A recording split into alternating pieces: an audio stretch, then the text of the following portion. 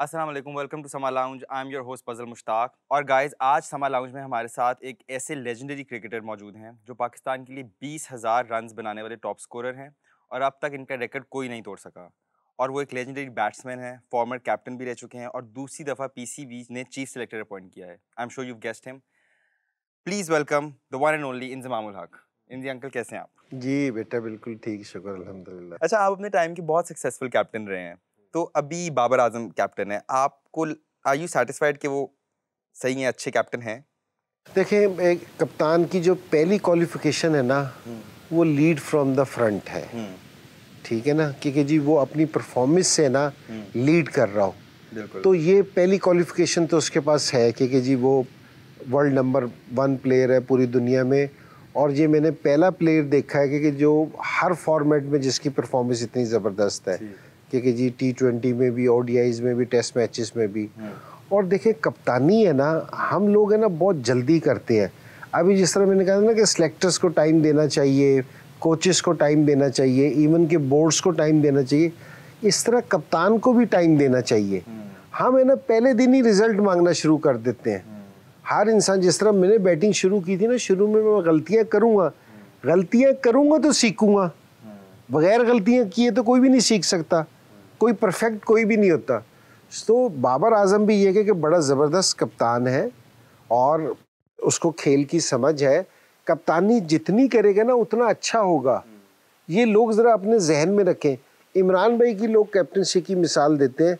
इमरान भाई ने 83 के वर्ल्ड कप में कैप्टनसी की, 87 के वर्ल्ड कप में कैप्टनसी की और 92 का जीते। बिल्कुल। तो ज़रा एक टाइम चाहिए होता है आपको। मैं ये नहीं कह रहा कि जब लोग कहेंगे कि जी बाबर आजम को 2 वर्ल्ड कप दे के तीसरे पे, लेकिन मैंने कहा कप्तानी करने से आती है। जो हम सोचते हैं ना कि चेंज कर दें जल्दी, तो इससे आप किसी को भी सेटल नहीं कर सकते। बिल्कुल, वो सेटल इन होने का टाइम देना चाहिए। टाइम देना चाहिए। बट आपको बिल्कुल। लगता है बाबर आजम वो लीडरशिप क्वालिटी है? आपको एडवाइस है आपके पास उनको देने के लिए? देखिए, एडवाइस यही है कि अपने नफ्स पे कंट्रोल रखें। आप जहां मर्जी खेलें, इंडिया में खेलें, ऑस्ट्रेलिया में खेलें, पहला मैच खेलें, फाइनल मैच खेलें, वही बैट और बॉल है। खेल चेंज नहीं होगा, वही बैट और बॉल है। बिल्कुल। असल में जो इस सारा खेल का जो मजा है ना, वो ये है कि जी अपने प्रेशर को कौन कितने अच्छे तरीके से हैंडल करता है, अपने नफ्स को कौन कंट्रोल बेहतर तरीके से करता है। अगर आपको ये, आपने अगर ये तासुर दे दिया कि मैं पैनिक हूं, मेरे चेहरे पे परेशानी है, अंदर फेंटा पड़ रहा हो, ठीक है ना, वो कहते हैं ना गिदड़ कुट पड़ रही हो, लेकिन कप्तान के चेहरे पे सुकून हो, तो पूरी आपकी टीम के चेहरे पे सुकून आ जाता है। और ये कि आपके कप्तान के चेहरे पे हवाई उड़ रही होगी तो एकदम है ना दूसरे का ड्रेसिंग रूम भी शेयर हो जाता है कि जी अंडर प्रेशर आ गए जी दूसरे। तो सिर्फ ये है कि जी प्रेशर सूरत हाल में ना अपने आप को कंट्रोल रखना और दूसरी टीम को ये मैसेज नहीं जाना चाहिए कि हम अंडर प्रेशर हैं। सो जो ये कर जाता है वो जीत जाता है बस। अच्छा, नॉर्मली आप 100 करने के बाद बहुत काम नज़र आते थे। जब आप 100 कर लिया आपने, आप बिल्कुल सुकून में, कभी कोई एक्साइटमेंट आप शो नहीं कराते थे। लेकिन जब आप बांग्लादेश के खिलाफ मुल्तान में दूसरी इनिंग्स में 100 किया, तो जिस एक्साइटमेंट का आपने इजहार किया वो सबके लिए बहुत हैरानकुन था। उसकी क्या वजह थी? देखिए, बांग्लादेश, एक तो मैं बहुत माजरत के साथ ये चीज़ कहूँगा कि शुरू में जिस टाइम बांग्लादेश की टीम आई थी ना, तो हमारे प्लेयर्स ने उनकी बहुत हेल्प की थी, क्योंकि जी और हम बड़े खुश भी थे इस चीज़ से कि जी बांग्लादेश आई है। तो जिस टाइम टेस्ट मैच वो जीत रहे थे तो उनकी थोड़ी सी जो लैंग्वेज थी वो बहुत गैर मुनासिब थी, ठीक है। और दूसरी चीज़ ये कि अब वो मेरा होम ग्राउंड था और मैच की सूरत हाल ऐसी हो गई थी, मैं जिस टाइम बैटिंग कर रहा था ना, तो एक बॉल होती थी, एक बॉल और दूसरी बॉल के दरमियान जो गैप होता था ना, उसके बीच में ना लोग ला इलाहा इल्लल्लाह पढ़ रहे थे जोर जोर से। वो एक है ना आपके जिस्म पे ना एक असर अंदाज हो रही थी चीज़ के कि जी ये क्या हो रहा है, कि जी लोग जोर जोर से ना दुरूद शरीफ की आवाज़ आती थी या ला इलाहा इल्लल्लाह की आवाज़ आती थी। तो वो आपको है ना बहुत ज़बरदस्त किस्म की मोटिवेशन मिल रही थी कि आप है ना पंप अप हो रहे थे कि यार ये क्या हो रहा है। और वो बड़ी हेल्प थी मेरे लिए। अगर यूजली ये नहीं कि जी मैं उस टेस्ट मैच का हिस्सा था, लेकिन वो वाकई एक ऐसी इनिंग्स थी, अगर आप देखो ना तो यूजली आपको उस तरह की इनिंग्स देखने में नहीं मिलती कि उस तरह। तो उसमें एक इनिंग्स होने में ना उसका एक बहुत ज्यादा रोल था। ठीक। तो वो जिस समय हम जीते ना, तो वो जरा मैं बहुत ज्यादा पंप अप हुआ था कि जिसमें मैंने वो एक्शन किया, ना उससे पहले कभी किया ना उसके बाद कभी किया, लेकिन उस तरह का एटमॉस्फेयर भी कभी नहीं बना। हाँ। जिस तरह आप इनिंग्स पूछ रहे थे ना, एक मेरी और आपके बाबा की भी इनिंग्स है। क्या भला? वो हमने खेली थी कराची में अगेंस्ट ऑस्ट्रेलिया। अच्छा। कि मेरी और मुश्ताक की लास्ट विकेट की पार्टनरशिप हुई थी 61 रन्स की, जो वर्ल्ड रिकॉर्ड था, जो अभी मेरे ख्याल में 2 साल पहले ना बेन स्टोक ने और किसी ने लास्ट विकेट पे ना कोई 70 रन्स किए थे, हमने 61 रन्स किए थे, उन्होंने 70। तो कोई मेरे ख्याल में 30 साल के बाद है ना, कोई 28 या 29 साल के बाद हमारा रिकॉर्ड टूटा है। तो वो इनिंग्स ऐसी थी कि अगेंस्ट ऑस्ट्रेलिया हमने रिकॉर्ड किया था। तो वहाँ भी सूरत-ए-हाल ऐसी थी। तो ये जो उनसे मैचेस है ना, ये मेरा मतलब है कि जो हिस्ट्री के मैचेस है ना, उनमें से एक है इस तरह के मैचेस। सही, उसमें तो आप पम्प्ड अप हो गए थे, लोगों ने आपको एक एनर्जी दी थी। वैसे आप यूजुअली इतने काम क्यों रहते हैं? जो डिसीजन आप काम होके ले सकते हैं ना, वो आप है ना दूसरी तरीके से नहीं ले सकते कि अगर आप प्रेशर ले लें। अगर आपने 100 रन्स करने हैं, 200 रन्स भी करने हैं, अगर प्रेशर आप ले लेंगे तो फिर आप सही तरह प्लान नहीं कर सकेंगे। आप अपनी स्किल्स को ना उस तरह इस्तेमाल नहीं कर सकेंगे जिस तरह करना चाहिए। अच्छा, इन जनरल आपको अपना कोई की शॉट याद है कि आपने किसी बॉलर को सिक्सर मारा हो? देखिए, मैं एक शॉट है ना मेरा बहुत ज़्यादा मैं खेलता था कि क्रॉस पे जाके ना मैं स्क्वायर लेग पे एक शॉट मारता था। मैं फास्ट बॉलर्स को भी मारता था कि फ्रंट फुट पे ना उस दौर में, आजकल तो बहुत ज़्यादा देखने में मिलती है, उस दौर में ये वाली शॉट है ना सिर्फ विव रिचर्ड खेलता था। सो हम सारे है ना विव रिचर्ड को फॉलो करते थे कि जी किसी तरह उसका, तो मैं भी इस चीज़ की बहुत प्रैक्टिस करता था। तो वो वाली शॉट मैं खेलने की कोशिश करता था कि जी क्रॉस जाके ना फास्ट बॉलर्स को मैं इस तरह मारता था, और उसमें मुझे काफ़ी कामयाबी मिली, काफ़ी स्कोर किया मैंने उसमें। अच्छा, मैंने आपका थोड़ा सा ना झलकियाँ देखी हैं, ज़्यादातर लोगों को ये पता नहीं है, बट आपका सेंस ऑफ ह्यूमर बहुत मज़े का है। आपका बड़ा यूनिक सा सेंस ऑफ ह्यूमर है। तो लेकिन कभी-कभी आप, मुझे ऐसा लगता है, मुझे खुद डार्क कॉमेडी बहुत पसंद है और आपका सेंस ऑफ ह्यूमर थोड़ा डार्क है। तो लोग कभी-कभी मिसअंडरस्टैंड करते हैं उसको, कि समझ नहीं आती लोगों को। आप जितने भी स्पोर्ट्समैन लेंगे ना, जितने भी स्पोर्ट्समैन लेंगे, सो स्पोर्ट्समैन को ना लाइवली होना चाहिए थोड़ा सा, क्योंकि जी हंसी मजाक करना चाहिए। और मैं वो इसलिए कह रहा हूँ, और स्पोर्ट्समैन होते भी हैं वो इसलिए कि जितना प्रेशर वाला खेल आप खेलते हैं ना, अगर इसमें आप लाइवली ना हो ना, थोड़ा सा हंसी मजाक ना करें, थोड़ा सा दूसरों को तंग ना करें, और बिल्कुल सीधी से जुगते ना मारे और कोई बिल्कुल। वो ना करें, तो वो आप है ना अपनी बॉडी से वाला प्रेशर निकाल ही नहीं सकते। हाँ जी। स्पोर्ट्समैन और सीरियस ये बिल्कुल मैच नहीं करते आपस में चीजें। ये हमारी टीम को ज़्यादा ट्रोल किया जाता है, पाकिस्तानियों को। नहीं तो मैंने यूजुअली देखा है कि वेस्ट इंडीज़ के प्लेयर्स भी मैच के बाद रात को बाहर जाते हैं, डिनर्स पे शॉपिंग करने चले जाते हैं। लेकिन हमारे चले जाए और कहीं पिक्चर आ जाए तो बस टूट पड़ते हैं हमारे लोग उन पे। वो थोड़ी सी पिक्चर है ना, वो शॉपिंग की नहीं आती ना, तो इसलिए थोड़ा वो आपको लगता है कि मैनेजमेंट को थोड़ा सा उस चीज़ पे करना चाहिए? देखिए, नहीं, मैनेजमेंट इस चीज़ को बहुत देखती भी है और ये भी है, और वो बाज़ बारी है ना तस्वीरें, जिस तरह आप ये तो मैंने वैसे मजाक में चीज़ की थी, लेकिन ये है कि जी शॉपिंग पे भी लोग मिलते रहते हैं, कोई इस तरह की भी तस्वीर। लेकिन ये आपको है ना बाहर निकलना चाहिए और लोगों से मिलना चाहिए, सारी चीज़ें होनी चाहिए, ताकि एक आपको है ना इससे सीखने का बहुत मौका मिलता है और आपकी बॉडी से प्रेशर है ना रिलीज हो जाता है बहुत ज़्यादा। ठीक। अच्छा निकल, आपको नमाज ना पढ़ने पे बचपन में बहुत मार पड़ती थी, तो ऐसा लेकिन आपकी लाइफ का टर्निंग पॉइंट क्या था जब आप एक्चुअली चेंज हुए, जब आपको एक्चुअली समझ में आया कि इसकी अहमियत क्या है? देखिए, घर में ना हमारे शुरू से ना नमाज पढ़ने का वो था। अच्छा। मेरे सुबह ना अगर जिस तरह फजर की नमाज ना पढ़ो तो वालिद साहब कहते थे कि नाश्ता नहीं मिलेगा, क्योंकि जी नमाज पढ़ना ज़रूरी है। तो फिर जिस समय नमाज पढ़ने की आदत शुक्र अल्लाह का कि मुझे शुरू से ही है, तो बीच में कभी मिस हो जाती थी, कभी पढ़ लेते थे। लेकिन फिर बाद में आके ना कि जी मुझे खुद रियलाइज़ हुआ कि यार नमाज ऐसी चीज़ है जो अल्लाह का ही हुक्म है कि जी छोड़नी नहीं चाहिए। सो फिर है ना नमाज रेगुलर, अब अल्लाह का शुक्र है कि जी जहाँ भी हो पढ़ते हैं। और मेरे पे वैसे बहुत इल्ज़ाम है कि मैंने लोगों को बड़ी ज़बरदस्ती नमाज़ें पढ़ाई हैं। तो तो ऐसा नहीं है कि जी मैंने ज़बरदस्ती नमाज़ें नहीं पढ़ाता मैं किसी को भी, लेकिन ये हर एक मुसलमान से ये ज़रूर कहता हूँ कि भी नमाज छोड़ा ना करें। इस 7 का वर्ल्ड कप जब आप लोग हारे थे तो जो कोच थे बॉब वुलमन, उन्होंने अपनी रिपोर्ट में लिखा था कि प्लेयर्स नमाज पढ़ते रहते थे प्रैक्टिस के वक्त, तो इसलिए वर्ल्ड कप हार गए। ये सच है? नहीं, देखिए, एक तो ये बॉब वुलमर ने ना ये वाली चीज़ नहीं कही थी, क्योंकि बॉब वुलमर उस टाइम उसको, जिस टाइम हम 2007 की ये वर्ल्ड कप की बात है, तो उस टाइम उसको 3-3.5 साल हो गए थे हमारे साथ। अच्छा। जिस टाइम, अब तो बॉब वुलमर इतना यूज्ड टू हो गया था हमारे साथ, तो वो तो एक तो हमें खुद भी याद करा देता था कि नमाज प्रेयर टाइम हो गया है। अच्छा। तो और बाकी जैसे वो मीटिंग करता था ना, मीटिंग का टाइम वो हमारे इस तरह देता था कि जी मीटिंग इज आफ्टर मगरिब या आफ्टर इशा, क्योंकि वो स्टार्ट मीटिंग। तो ऐसा चीज़ नहीं थी। और देखे, दूसरी चीज़ ये, लोगों के जहन में ना गलत कॉन्सेप्ट आ गया कि जी उधर प्रैक्टिस हो रही होती थी, उधर हम नमाज पढ़ रहे होते थे।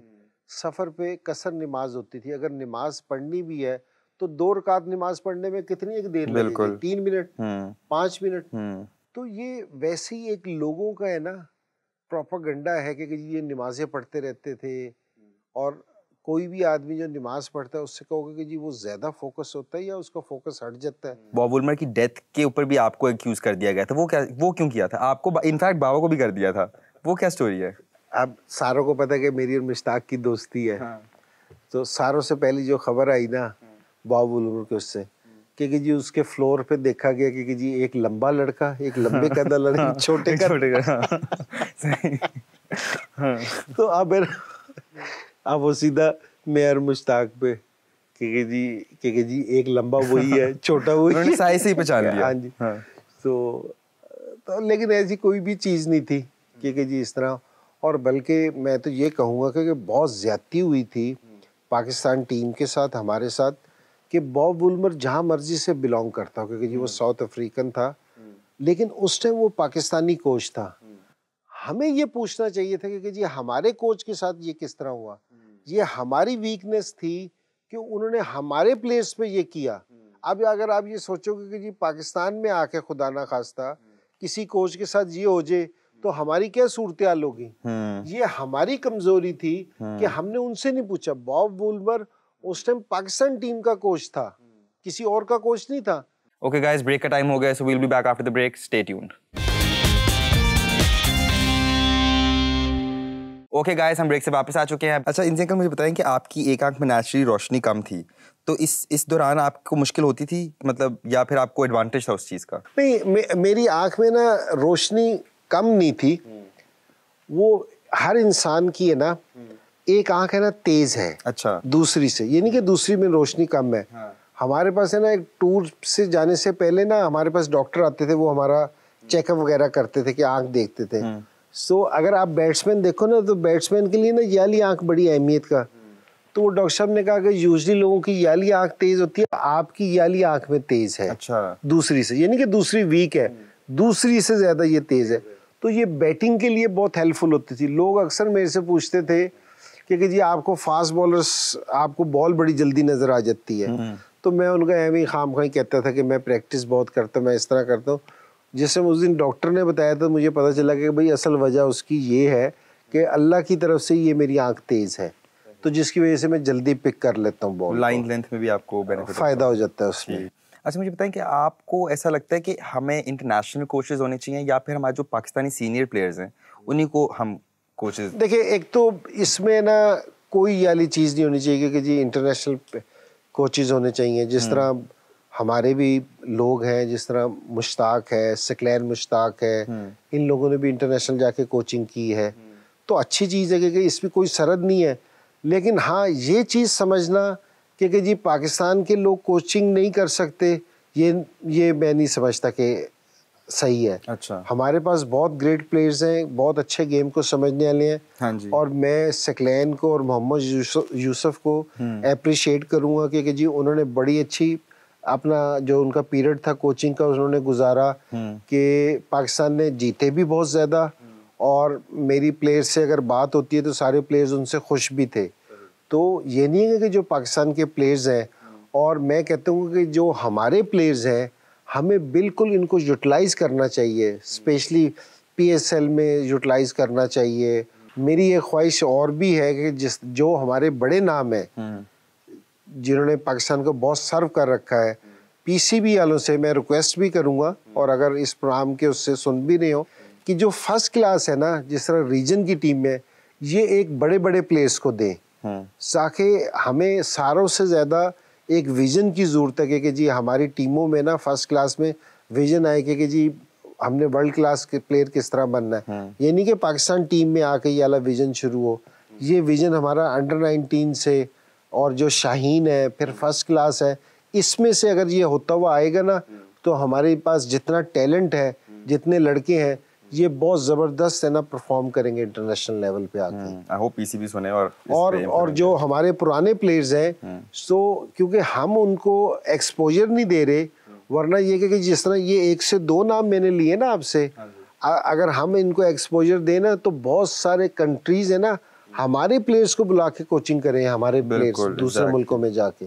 अच्छा, ये मैं जितने भी हमारे यहाँ पे गेस्ट आते हैं ना, स्पेशली क्रिकेटर्स, मैं उनसे ये सवाल पूछता हूँ, अब जो इवन उमर अकमल हो गए या और भी प्लेयर्स हैं, उनको ट्रोल किया जाता है मीडिया में जब वो इंग्लिश में उनसे इंटरव्यू लेते हैं, कि आपको लगता है ये फेयर है कि इंग्लिश में, अगर आपको इंग्लिश नहीं आती, आप उर्दू में बात करो, मैंने बाकी भी स्पोर्ट्स में देखा कि आप अपनी लैंग्वेज में, अपनी ज़ुबान में आप बात करते हो, तो आपको लगता है कि ये जो ट्रोलिंग होती है, इतना मजाक उड़ाया जाता है, ये सही है या आनी चाहिए उनको? मेरे ख्याल में जो जहाँ कंफर्टेबल है उसको वहीं बोलनी चाहिए, और हमें इंग्लिश बोलने पे प्राउड नहीं होना चाहिए, हमें अपनी लैंग्वेज बोलने पे प्राउड होना चाहिए। बिल्कुल। हमें अपनी परफॉर्मेंस पे प्राउड होना चाहिए, हमें पाकिस्तान पे होना चाहिए। एग्जैक्टली। सो ये इस लोगों को भी ख्याल करना चाहिए और प्लेयर्स को भी इस चीज़ को देखना चाहिए। अच्छा, मुझे बताएं अंकल, आपकी फिटनेस को लेकर काफ़ी डिस्कशन होती थी, क्या आपने कभी ये प्रेशर लिया है फिटनेस के बारे में, या लोग बातें कर रहे हैं? देखिए, ये नहीं, इस चीज़ का मेरे पे थोड़ा सा प्रेशर ज़रूर होता था, और ये लोग सारी जो बात करते हैं वो गलत भी नहीं होती, और मैं आज खुद भी इस चीज़ का रियलाइज़ करता हूँ कि मेरा 21,000 स्कोर है, आज भी पाकिस्तान में सारों से ज़्यादा है। ठीक है। सो मुझे ऐसा लगता था कि मैं अगर और ज़रा सीरियस होकर खेलता और मेरा फिटनेस लेवल बेहतर होता, तो मेरा ये वाला रिकॉर्ड बहुत बेहतर होता। आज मैं रियलाइज़ करता हूँ इस चीज़ को कि जी मैं इससे बहुत बेहतर परफॉर्मेंस दे सकता था जो मैंने अब दी है। तो मेरी सारे स्पोर्ट्समैन को है यही कि जी मैंने तो इस पे ज़्यादा अमल नहीं किया, लेकिन कि जी अपने आप को फिट रखें, वरना एक टाइम आएगा कि जी आप रियलाइज़ करेंगे कि जी आपने अपने साथ है ना फेयर नहीं थे, आपने अपने साथ ज़्यादती की। बिल्कुल, क्योंकि ये मैं जानता हूँ कि इंडियन को खाने पीने का बहुत शौक है, आप बहुत शौकीन है खाने पीने के, लेकिन अब जाके आप अपने फिटनेस का करते हैं ख्याल, या बस ठीक है खाओ पियो ऐश करो? अब मैं नहीं खेलता तो मुझे खूब खुल्लम खुल्ला खाना चाहिए, तो अब मैं बहुत ज़्यादा ख्याल करता हूँ कि जी अब मैं इस तरह नहीं खाना खाता। अब मैं ज़रा अपनी देखता हूँ कि जी अपने वेट को भी, सारी चीज़ों को देखता हूँ। बिल्कुल। तो लेकिन स्पोर्ट्समैन के लिए ना अब, और आज की जो क्रिकेट है, जिस तरह आजकल की क्रिकेट है, सो बिल्कुल आप है ना कंप्रोमाइज़ नहीं कर सकते फिटनेस पे। ठीक। अच्छा निकल, जब आपने दाढ़ी रखी तो इंटरनेशनल प्लेयर का क्या रिस्पांस था, या जैसे भी आपके इर्द गिर्द वाले लोगों का, फैमिली का, कि एक होता है ना प्रेशर होता है कि लोग क्या कहेंगे, मैं दिखूंगा कैसे? जिससे मैंने दाढ़ी रखी ना, सो जाहिरी बात है कि मेरे घर में और किसी ने, वालिद साहब की तो थी मेरी, तो और नहीं था, कि मेरे पे थोड़ा सा था कि जी दाढ़ी रखे, अभी तुम्हारी उम्र ऐसी नहीं है। तो फिर जैसे मैंने सोचा ना कि ये किसकी सुन्नत है और किसका हुक्म है, तो फिर सारी चीज़ें पीछे रह जाती हैं। ठीक। अच्छा मुझे बताएं कि आपका सबसे पहला ऐसा मोमेंट कौन सा था कि आपको लगा कि आप यू हैव अराइव्ड, कि आप स्टार बन गए हैं, कि आपका नाम आ रहा है न्यूज़पेपर में, ऐसा कोई पहला आपको याद है कि आपको लगा कि हाँ अब मैं स्टार बन गया? स्टार तो अल्लाह ने मुझे ना शुरू में ही बना दिया था। जैसे मैं 92 में गया ना, कि अभी आए हुए मुझे 2-3 महीने हुए थे पाकिस्तान टीम में, तो वो 92 का वर्ल्ड कप आ गया। वहाँ जो सेमीफाइनल की इनिंग्स थी ना, उसने मुझे स्टार बना दिया था। अच्छा। कि जी जिस समय पाकिस्तान आया, जो रिसेप्शन, वो तो वैसे तो पूरी टीम को ही था, लेकिन वो कहते थे कि जी 92 वर्ल्ड कप का हीरो कौन है, तो वो मेरी तरफ इशारा करते थे कि जी ये है। अच्छा। तो वो एक नई फीलिंग्स थी कि जी आपको आइडिया हो गया था कि हाँ कि कुछ जी तो किया आइडिया है। हो गया कि जी कुछ है। हाँ। और फिर वो उसके बाद है ना इंग्लैंड टूर था। अच्छा। तो उसमें मेरी परफॉर्मेंस बिल्कुल बुरी थी। अच्छा। तो मुझे पता चल गया कि मैंने कहा अगर तूने स्टार रहना तो मेहनत करनी पड़ेगी। हाँ, हाँ। सो एकदम इस तरह ऊपर गए थे, फिर एकदम झटका लगता है। ये क्रिकेट है ना, झटके बहुत देती है। तो बड़े आपको ना झटके लगते थे, ताकि जिससे आप सीखते हो, जो आपका एक्सपीरियंस कहलाता है। कि 92 में जिस समय मैं एयरपोर्ट पे उतरा ना, कि हमारी टीम गई थी, तो बहुत बेशुमार लोग थे कि जो सिर्फ मुझे देखने आए हुए थे। बड़ा इंग्लैंड के हीथ्रो एयरपोर्ट पे बहुत पाकिस्तान टीम का ना बहुत बड़ा रिसेप्शन था, इस्तकबाल हुआ था कि बहुत लोग आए हुए थे। तो और सारे मिलना चाह रहे थे और ये और वो। तो वहाँ जो मेरी परफॉर्मेंस थी वो बिल्कुल नीचे चली गई। सो फिर पता चला कि ये सारी चीज़ें अपनी जगह पे हैं, लेकिन आपको हार्ड वर्क करना पड़ेगा, मेहनत करनी पड़ेगी, मुसलसल परफॉर्मेंस देनी पड़ेगी। सो फिर ये वाली जगह आपकी कायम रहेगी। ठीक। अच्छा, वैसे आप काम तो थे इंजीनियर, आप अभी भी आप बहुत काम हैं, लेकिन एक टाइम था कि आप एंग्री यंग मैन भी थे, कि एक दफ़ा आपने टोरंटो में किसी को लगा भी दी थी। तो अब आप जब उस किस्से को दोबारा देखते हैं पीछे, आपको हंसी आती है या आपको अभी भी गुस्सा आता है? बास चीज़ें ऐसी है जिसपे ना आपको कोई कर रहा है ना, मैं ग्राउंड में खड़ा हूँ तो मुझे अगर कोई कह रहा है तो ठीक है कि जी वो कह सकते हैं, लोग कहते भी रहते हैं हम जो। लेकिन बास टाइम कोई फैमिली के मुतल्लिक बात कर देते तो वो बुरी लगती है। तो बास टाइम आप है ना बड़ा सख्त रिएक्ट कर देते हो आप भी। बास टाइम होता है कि आप नहीं रिएक्ट करते, बास टाइम आप सख्त रिएक्ट कर देते हो।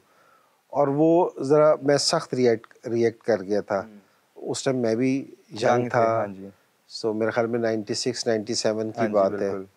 सो मेरे ख्याल में अगर आज भी दोबारा मैं फिर अगर 25 साल का हूँ तो कोई इस तरह करे तो मेरे ख्याल में मैं सही किया था, मेरे ख्याल से सही किया। दोबारा पहुँच जाऊँगा उधर ही। या जिस तरह ये है कि जी ओवल का टेस्ट मैच था कि जहाँ वो आई थी कि जी उन्होंने आपने चीटिंग की है। मैंने नहीं चीटिंग की थी। वो कह रहे थे कि जी पाकिस्तान ने चीटिंग की है, क्योंकि जी मैं पाकिस्तान का कप्तान था, क्योंकि जी बॉल टेम्पर्ड हुई है तो पाकिस्तान का नाम है। हो सकता है कि जी आज दोबारा मैं वही वाला डिसीजन ले जाऊँ। सो बास टाइम डिसीजन सख्त होते हैं, लेकिन ये होता है कि वक्त के साथ वो चेंज नहीं होते, आप उस पर स्ट्रिक्ट होते हो। सही। ओके इंजीनियर, ब्रेक का टाइम हो गया, बहुत मजा आ रहा है आपसे बात करके। So guys stay tuned, we will be back after the break. Welcome back to the show guys. अच्छा, एक दफ़ा आप और आपका बेटा इब्तिसाम वो लंदन में होटल में नमाज पढ़ रहे थे आप लोग, तो कोई गोरा देख के आप लोगों को बड़ा परेशान हो रहा था पीछे से, वो क्या किस्सा है? अक्सर ये है कि जी गोरे उनको असल में आइडिया नहीं होता कि जी वो असल में कमरे में हम मेरे तीनों बेटे थे कि हम पढ़ रहे थे नमाज। वो कमरे में इतनी जगह नहीं थी पढ़ने, तो हमने ना बाहर आ गए, तो वो बहुत परेशान हो गए थे कि ये पता नहीं क्या चीज़ हो रही है, और तो वो इस वजह से घबरा गए थे। उनको लगा कि पता नहीं क्या होने लगा है। आपने जो बॉल टैम्परिंग पे केस किया था, जो आप जीत भी गए थे, फिर आप टीम को बाहर लेकर भी गए थे, ये कैसे हुआ था? नहीं, असल में जिस समय हमारे पे इल्ज़ाम लगा ना, तो मैंने अंपायर से पूछा, डैरल हेयर अंपायर थे, उससे मैंने पूछा, तो उसने मेरे से कहा कि अभी है ना आप बॉल चेंज कर सकते हो, ठीक है ना। बॉल चेंज करने का ये मतलब नहीं होता कि जी उन्होंने आपको डिक्लेयर कर दिया कि जी आपने चीटिंग की है। उन्होंने बॉल चेंज कर दी। बॉल चेंज करने के बाद एक रूल होता है कि जी अगर आप 5 रन दे दो ना, तो इसका मतलब है कि आपने दूसरे को गिल्टी करार दे दिया। अच्छा। उसने मुझे बताए बगैर 5 रन दे दिए। रूल्स ये कहता है कि आपने पहले कप्तान को बताना है, फिर 5 रन देने। जिस पॉइंट पे मैं केस जीता था, अच्छा। वो ये था, उसने मुझे बताए बगैर 5 रन दे दिए थे, मुझे भी नहीं पता। वो तो जिस समय टीम वापसी गई, तो मेरे पास माइक प्रॉक्टर है ना, रेफरी था, मैच रेफरी, वो आया मेरे पास और उसने मुझे पेपर दिया कि यू आर गिल्टी। तो उस पे फिर मेरी उनसे लड़ाई हुई थी, क्योंकि मैंने कहा कि मेरे से तो डैरेल लेयर ने ग्राउंड में कहा है कि जी वो हमने बाद में आफ्टर द मैच है ना हियरिंग होगी। सो ये किस तरह हो रहा है कि जी आप है ना मुझे दे रहे हो। उसने कहा उसने 5 रन दे दिए। मैंने कहा he didn't ask me, is tell me कि जी अब मैं 5 रन दे रहा हूँ। बिल्कुल। उस पर फिर लड़ाई हुई। फिर मैंने कहा कि जी अगर इस तरह की सूरत हाल है तो मैं टीम को ग्राउंड में नहीं लेके जाऊँगा। फिर वहाँ 20 मिनट रफड़ पड़ा रहा। फिर वो सारी हमारी बातचीत हुई। उन्होंने कहा कि जी आपने अपना प्रोटेस्ट है ना रिकॉर्ड करवा दिया है, सो अब आप है ना अंदर चले जाओ, ये मैच के बाद है ना हेयरिंग होगी। तो उसके बाद है ना फिर मैं टीम को लेके, अगर लोगों को याद हो, क्योंकि मैं टीम को लेके ग्राउंड में खड़ा रहा था, फिर अंपायर्स नहीं आए थे। अच्छा। तो वो फिर मैच जो है कि जी जो कॉल वो हमारी वजह से नहीं होता। हमने 20 मिनट है ना रुक के हम ग्राउंड में चले गए थे, हमने अपना प्रोटेस्ट रिकॉर्ड करवा दिया था। तो वो फिर अंपायर्स नहीं आए थे, तो फिर उसकी वजह से कॉल ऑफ हुआ था मैच।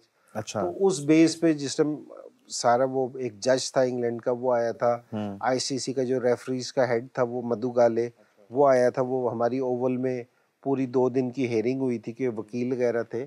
तो अल्लाह ने वहाँ सरखुरू किया कि जी मैं नहीं जीता, कि जी पाकिस्तान केस जीता। पाकिस्तान बोर्ड मेरा केस लड़ रहा था। तो हमें अल्लाह ने फतह दी इस चीज़ पे। तो लेकिन ये कि जी 5 मैचों का फिर भी उन्होंने मेरे से बैन लगाया था मेरे पे। सही। मैंने आप लोगों को भी देखा हुआ है, आप लोगों के टाइम पे एक जो आप लोगों को, मेरे ख्याल से मैंने जो देखा हुआ है कि पाकिस्तान से ज़्यादा आपको इंडिया में ज़्यादा प्यार मिलता था, कि हर जगह से दुनिया भर से आपको प्यार मिलता है। लेकिन जब आप लोग टूर पे भी गए थे, मुझे याद है होली का दिन था, वो एकदम से रंग फेंकने आ गए, ऐसे जमा भीड़ हो गई। चांदनी चौक में हम खाना खाने गए थे, जहाँ तक मुझे याद है। तो अब हालात डिफरेंट हैं, अब पाकिस्तान इंडिया के थोड़े मुख्तलिफ हालात हैं। अब आप आपकी टीम को आप कोई एडवाइस देना चाहेंगे इससे रिलेटेड? देखिए, इंडिया की टीम पाकिस्तान आए ना, तो पाकिस्तान के लोग भी उनके साथ ऐसा ही मामला करते हैं कि जी जिस टाइम 2004 में पाकिस्तान की टीम 15 साल के बाद आई थी, इंडियन लोगों के इंटरव्यू चल रहे थे, वो बता रहे थे कि जी पाकिस्तान के लोगों ने यहाँ हमारे से शॉपिंग के भी पैसे नहीं लिए, कहीं खाना खाया तो उन्होंने कहा आप हमारे मेहमान हैं, कोई पैसे वगैरह नहीं है। इसी तरह जिस टाइम पाकिस्तान टीम इंडिया गई थी, तो पाकिस्तान के लोग भी जो गए थे वहाँ इंडियन लोगों ने भी यही सूरत हाल की थी। तो इसी तरह प्लेयर्स के साथ है, दोनों मुल्क की जो अवाम है ना, वो खेलता हुआ देखना चाहती है। अवाम के बीच में कुछ भी नहीं है। अवाम देखना चाहती है कि जी बाबर आजम है वो इंडिया में आके खेले, रिजवान खेले, शाहीन खेले, या हमारे दूसरे फास्ट बॉलर्स हैं, ये आके वो इनको खेलता हुआ देखना चाहते हैं कि ये हमारे मुल्क में आके खेले। तो हम चाहते हैं कि जी विराट कोहली आके खेले, रोहित शर्मा आके खेले पाकिस्तान में। तो वो इशू नहीं है, वो मोहब्बतें अभी भी इसी तरह ही मिलेंगी। अच्छा, लेकिन मैं आपको इतने अरसे से जानता हूँ, हमारा इतना क्लोज ताल्लुक है, लेकिन मुझे ये नहीं कभी पता कि आपकी काशफा आंटी के साथ शादी कैसे हुई। Like how did you guys meet? किस तरह आप लोग एक दूसरे को जानना शुरू हुए? बेटा वो तो मैं खुद भी अब भूल गया हूँ। सो नहीं, लेकिन फिर भी आपकी क्या लव स्टोरी थी? नहीं, कोई लव स्टोरी नहीं थी, हमारी अरेंज मैरिज थी। अच्छा। ये मेरे वालिद साहब ने सही की थी शादी। तो काशवा रिश्तेदार है हमारी। अच्छा। ये नहीं कि मैंने नहीं देख रखा था। और लेकिन थी, मेरे वालिद साहब ने कहा था कि जी हाँ शादी करनी है। ठीक। तो कोई ऐसी स्टोरी नहीं है कि मेरी शादी की कि जो बताई जाए। अच्छा, निकल आपको, जैसे बाबा को मैं जानता हूँ, उनको बिल्कुल शौक नहीं है तैयार होने का, ना जूतों का ना घड़ियों का, ऐसे ही बस उठ के चले जाते हैं। आपको है, लाइक आप बहुत एक टर्म है आजकल यूज करते हैं, मेट्रोसेक्सुअल बंदा, जिसको एक आदमी हो लेकिन उसको शॉपिंग का भी शौक है, उसको घड़ियों का भी शौक है, जूतों का भी शौक है। तो आपको वो चीज़ का शौक है। तो आपके घर में सबसे ज़्यादा मैंने आपको देखा, आपको इंटीरियर का भी शौक है, अपने घर को भी बना के रखते हैं अच्छे से। हालांकि ये काम ज़्यादातर औरतें करती हैं, लेकिन आजकल के ज़माने में ये बड़ी बात है कि आप स्टीरियोटाइप तोड़ रहे हैं कि मर्द भी ये काम कर सकते हैं, क्योंकि मुझे खुद शौक है इन चीज़ों का। तो आपके घर में सबसे ज़्यादा शॉपिंग आप ही करते हैं, सारों के लिए भी और सबके? जी ये मेरा ही शौक है। और सही बिल्कुल कह रहे हो कि जी मैं बच्चों के लिए भी शॉपिंग मैं खुद ही करता हूँ, और मैं लेडीज शॉपिंग भी कर लेता हूँ। अच्छा। सही। तो मेरे में ये वाली क्वालिटी भी है, ठीक है जी, मुझे शौक है इस चीज़ का। और मुझे एक और शौक है जो किसी को नहीं पता। आप बेशक आप मुझे ना दाल खिलाएं या जो मर्जी चीज़ मैं खा रहा हूँ, मुझे क्रॉकरी अच्छी होनी चाहिए। अच्छा। मुझे क्रॉकरी का शौक है कि जी जैसे मैं कहीं बैठा हूँ तो वो क्रॉकरी अच्छी होनी चाहिए। अच्छा, मुझे बताएं, आपको पाकिस्तान के अलावा कोई और कंट्री पसंद है जहाँ पे आपको जाना अच्छा लगता है? मुझे ना घूमने फिरने का बहुत शौक है कि जी मेरा जिस तरह दिल है कि मुझे ऑस्ट्रेलिया न्यूजीलैंड बहुत पसंद था क्रिकेट डेज में। अच्छा। कि जी मैं लोग बहुत अच्छे फ्रेंडली थे। तो अब मेरा इरादा है कि जिस टाइम बच्चों के साथ स्पेशली, अब मैं अकेला नहीं ट्रैवल करता, मेरा दिल करता कि मैं बच्चों के साथ अपने ट्रैवल करूं।